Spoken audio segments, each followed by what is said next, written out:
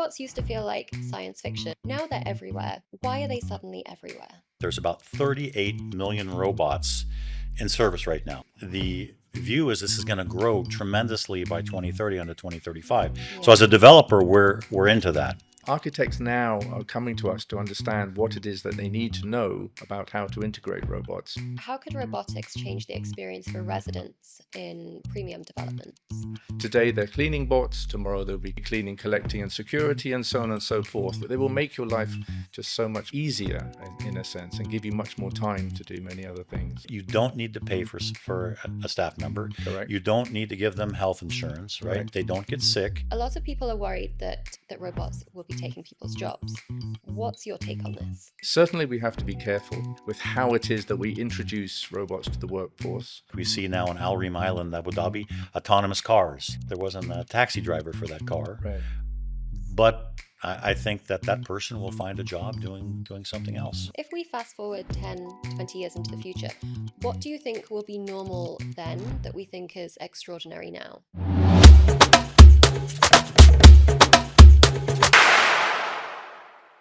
Welcome back to the Merid Talks podcast. I'm your host, Harley Jenner, and in every episode we go beyond property to explore how great people and bold ideas design the way we live, work, and connect. Today, as usual, I'm joined by two wonderful people. The first to join us is Michael Belton. Michael has over 30 years of global real estate development, managing over $5 billion worth of assets across the US, Europe, and the Middle East. Today, as CEO at Merid, Michael is driving the company's expansion across the UAE and the wider GCC. Our next guest is Fraser Lawson. Originally trained as an architect, he's transitioned into commercial property. He has built and led successful ventures in real estate, automotive leasing, and logistics technology, including businesses sold to Savills and Mitsubishi. Today, Fraser focuses on integrating robotics into real estate, developing innovative and sustainable models that future-proof the industry. Thank you very much for joining me today. Thank you. So this episode is about the future, but it's not the too distant future. It's about the technologies that already exist and are shaping our everyday lives. Michael, how do you and Fraser know each other? Well, Fraser and I, we go back a long time. I think we met each other initially probably in our late 20s. Okay. We were both working in Russia. Fraser, of course, is from Great Britain. I am from the US. And it were two American British guys kind of starting our career in Russia. He is a entrepreneur, and I've seen him gone through 3 or 4 or 5 new businesses.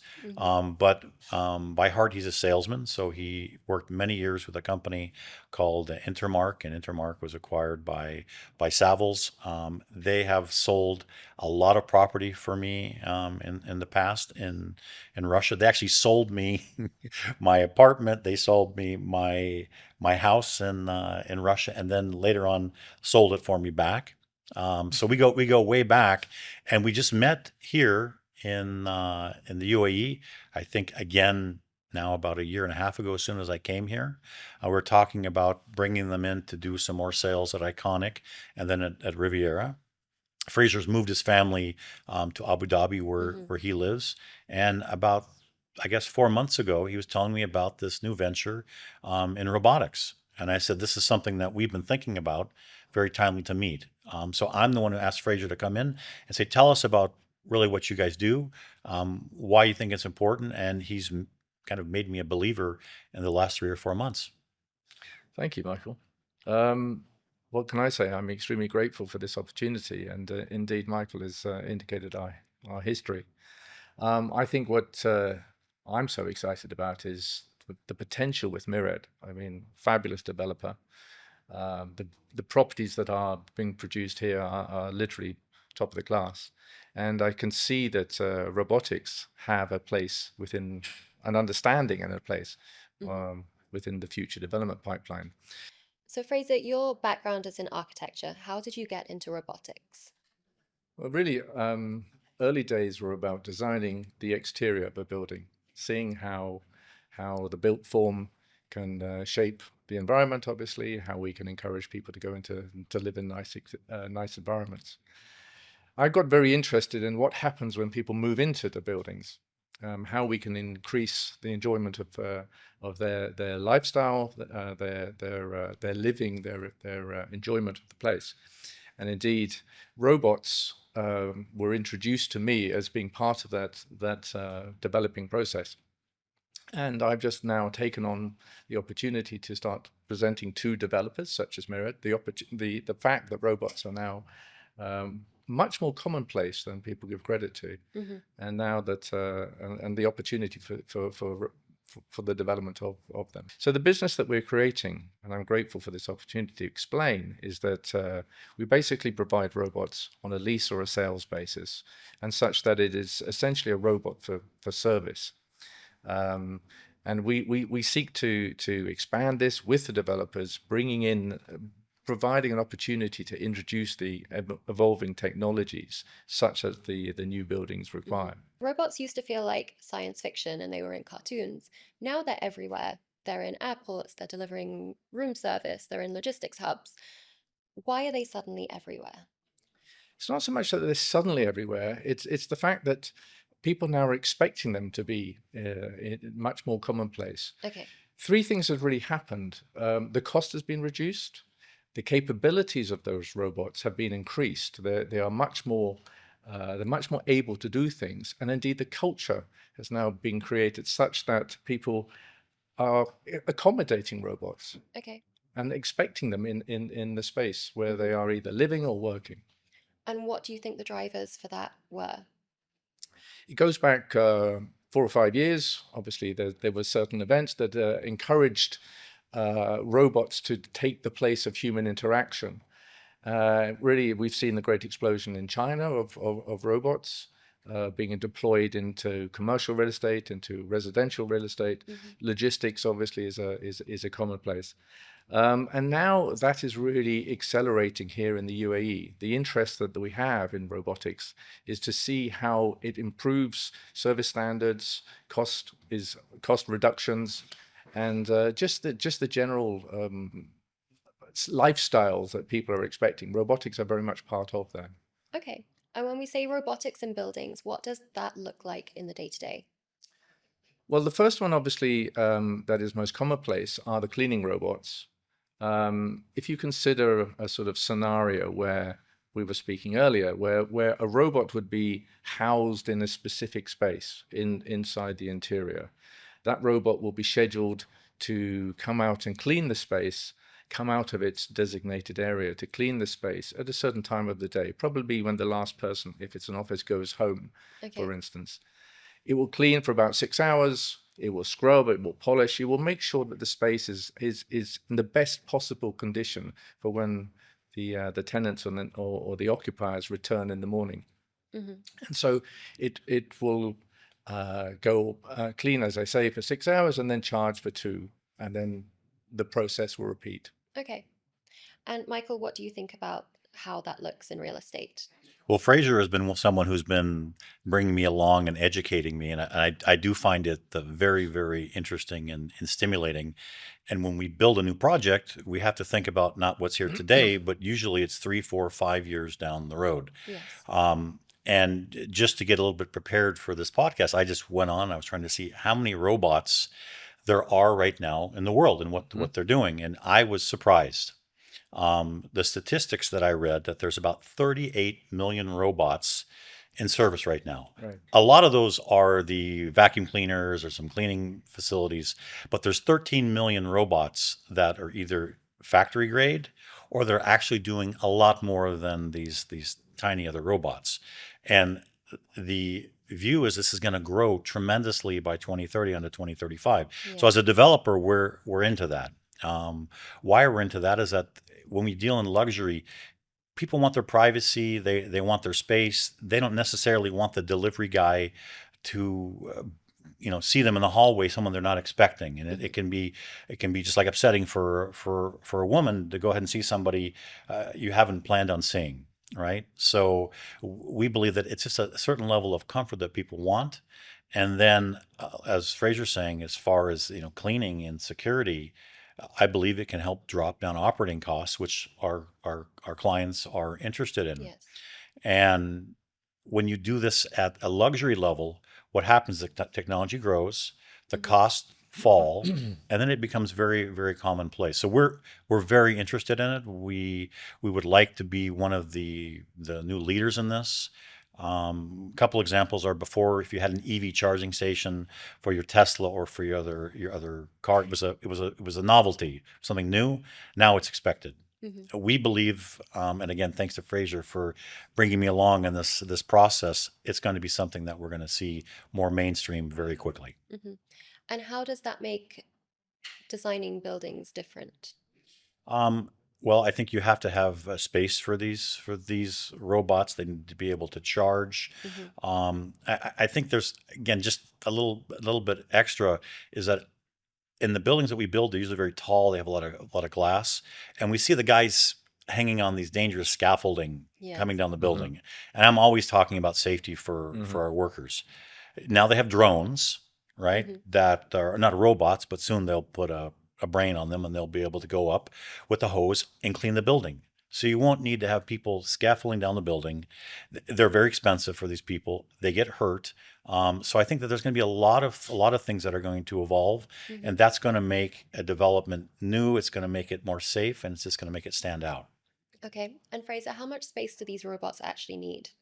In terms of the charging station, it's only a couple of meters. Okay. A robot normally covers about 1,000 square meters in its cleaning schedule.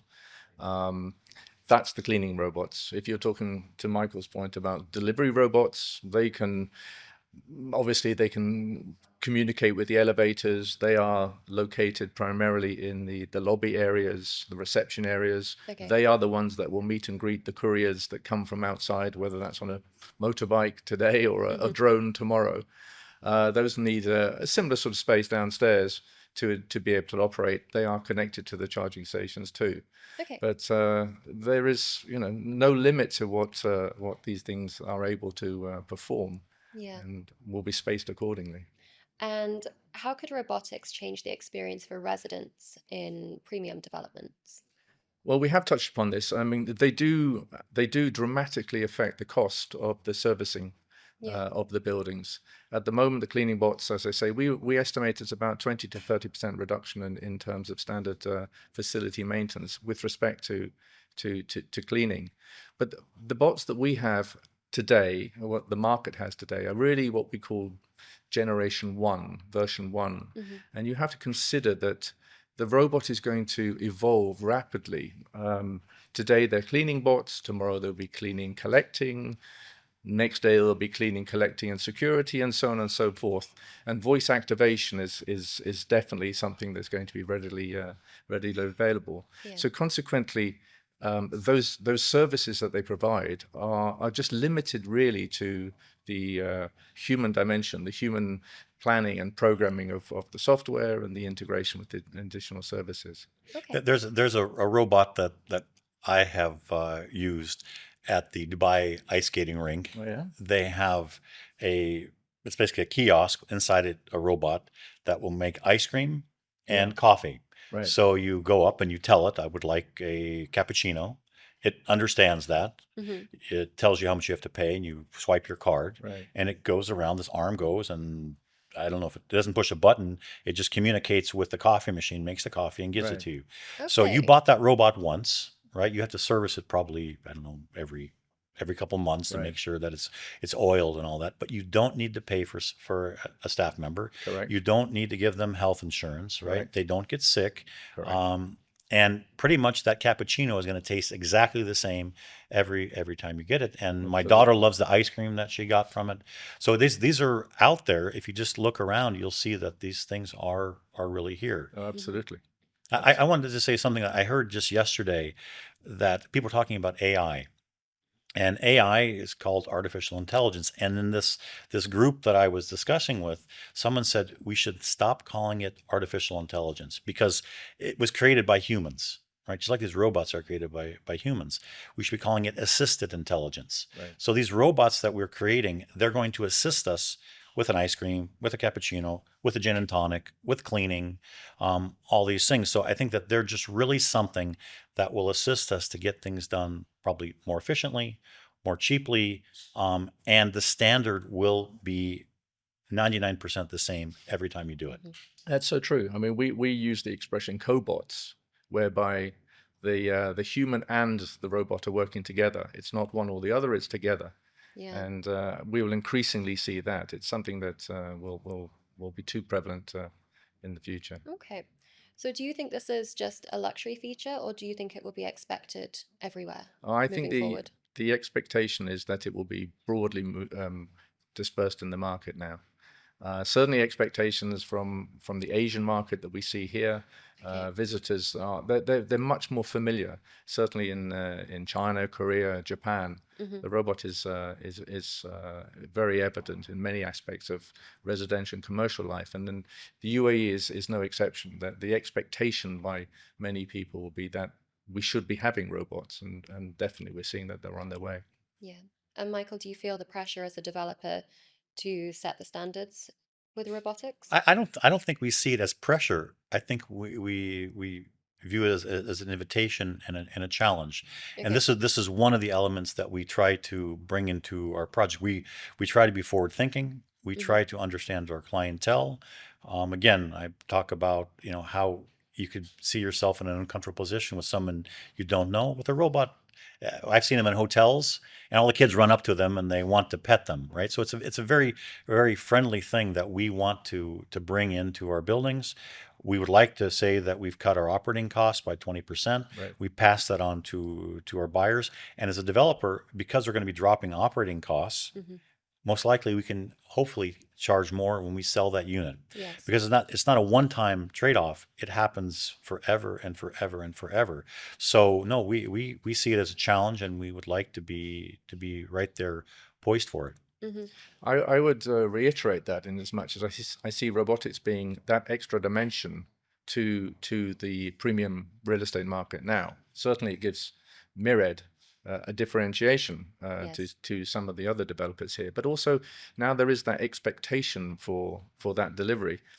The market often will come in and will be expecting to understand what sort of robots are actually delivered in the building. So Fraser, if you were to bring to Iconic 20 robots, would you sell them to us? Would you lease them to us? Because I think for a lot of developers, when you have an additional capital outlay, it's not it's not great, right? So if there could be something that would go off into service, so we would say we planned on hiring 15 security guards, but when we have one of your robots, it basically offsets those costs. Is there an offset, or is it a purchase? How does that work? So certainly, it's a lease basis that we would consider offering you. That contract is an ongoing open contract, because obviously the technology becomes obsolete and it's replaced. If indeed we started with cleaning, and then they move to collection or delivery services, and then also the same machine is then going to have a security function. That's a process by which the upgrades, the replacements, that's all part of our service. So it's an offset, certainly. And it's a long-term relationship that we see. We are the providers of that technology through our obviously partners that we have, and we want to be delivering that to you, ensuring that you are ahead of the field, enabling your clients and your tenants in the building to benefit from the best technology that's available, and constantly keeping you ahead of the market. We have events for our people who have bought the units, and we'll update them on, we added a paddle court we didn't have before. We've appointed the contractor for the swimming pools. We have hit this level of construction in the building. We just try to update them what's going on. It would be wonderful to have you in with one of the robots in one of these next events, for them to see it and just to see their reaction. I'm sure their reaction would be positive. Thank you very much. We'll be So we delighted. need to have you, Fraser, in just to kind of show off. This is what we're thinking about. Thank you. We'll be delighted to do that. When we were talking earlier, you mentioned that it's important that people plan for robots in the building stage because it's difficult to add on after. Can you explain a bit more about that? Certainly. Architects now are coming to us to understand what it is that they need to know about how to integrate robots. It's much easier to consider robotics as part of the future than it is obviously retrofitting robots.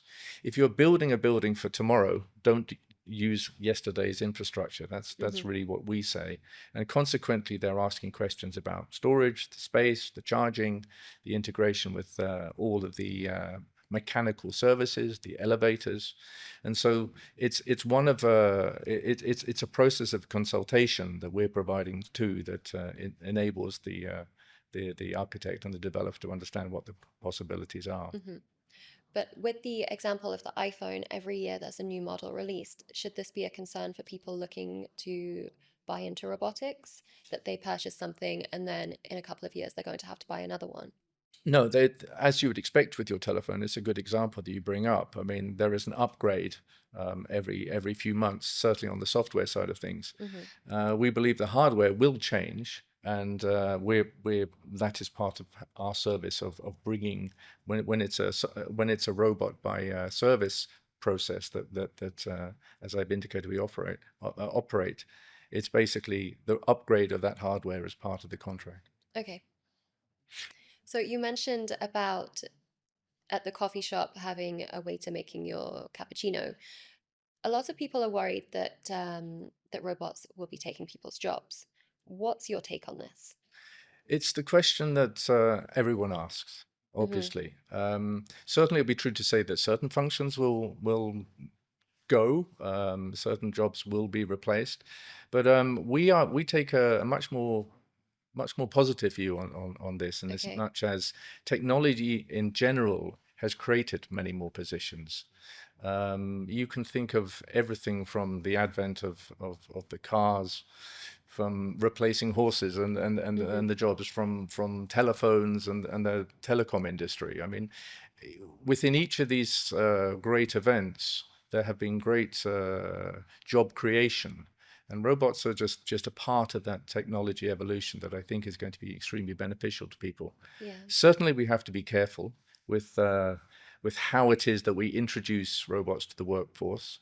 We have to give those people that are able to step up to managing robots that opportunity. So a great deal of training takes place. You have to respect the human workforce. But as I've said before, I think it's a situation where robots are going to work with people rather than against them, and rather than replace them.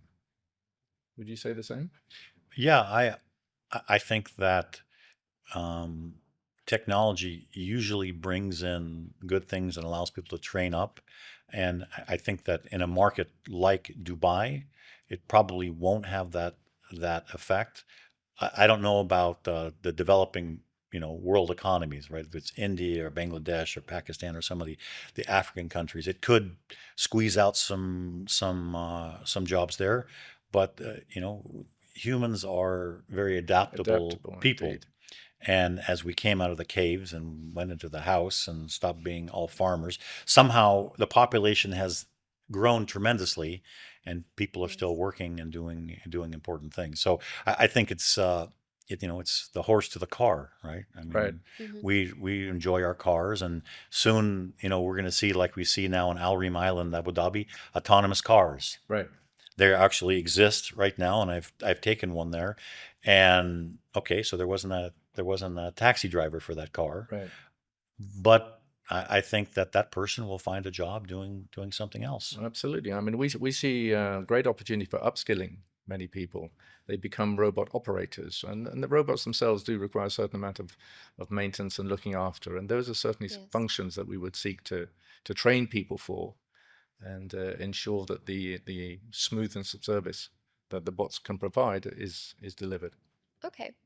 And if we fast forward 10, 20 years into the future, what do you think will be normal then that we think is extraordinary now? I see that we won't be having this conversation about robots. They will just be accepted. There will be seamless integration of robots within real estate.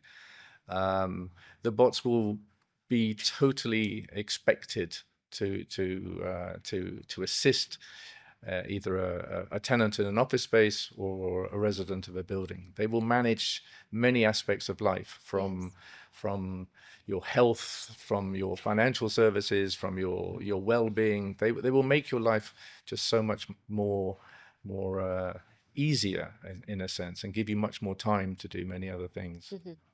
What are your thoughts, Michael? Well, I think it's going to be interesting, because if you have a robot that's able to make your breakfast and make your bed and clean the house and do the lawn and all these things, there is a question of what exactly am I going to be doing, right? Because at that point in time, I'll probably be getting close to the retirement age, and I need to be doing something. Um, I think it's going to be an interesting journey, Yes. that we're going to be on. Technology is going to move forward. It's not something to be afraid of. It's something to Embrace. to embrace. Mhm. And I think that it's going to be a a much accelerated version of what we've had in the last 10 years. The next 10 years are going to feel like 3 years, just because things are happening at such a rapid pace. Yeah. But a lot of good things. Again, bring it back to construction. We're going to see more robots in construction, Correct. right? Mhm. That could mean a few less jobs, but it probably means a lot more safety.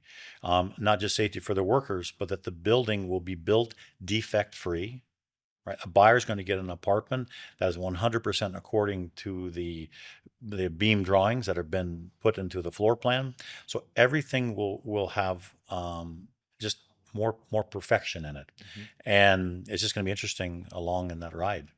When we talk about robots, there's also the bots side, and at Merit, we are already involved with using bots, in our business. So certain business processes like accounts receivable, some of our call center functions, some of the compliance functions, we are already implementing bots to go ahead and take over some of the work that some of our employees are doing now. Because as we grow our business, we either need to add headcount tremendously, or we can define the processes and we can have these bots basically being 100% over a certain period of time, 100% defect free.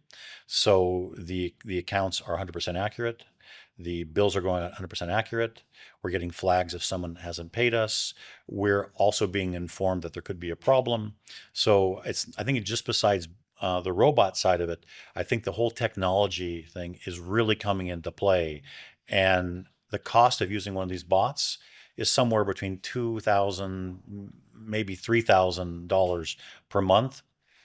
And they can do potentially what 2 or 3 employees could be doing, very manual, routine type of work, and it allows us to take that person, elevate them over 1 or 2 bots, and just to manage the processes happening, because there's still human input you need. Right.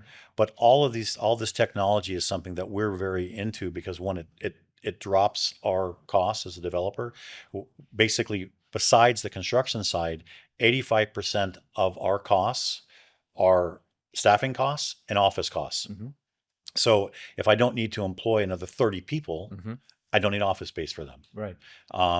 And the people I have can grow in the company into more important positions. So we see this, I think, full circle in how we're going to be using it at Merit. No, I totally agree. The bots that we would have in a building would be managed on the singular platform, which itself will be integrated into the many of the functions that you just mentioned.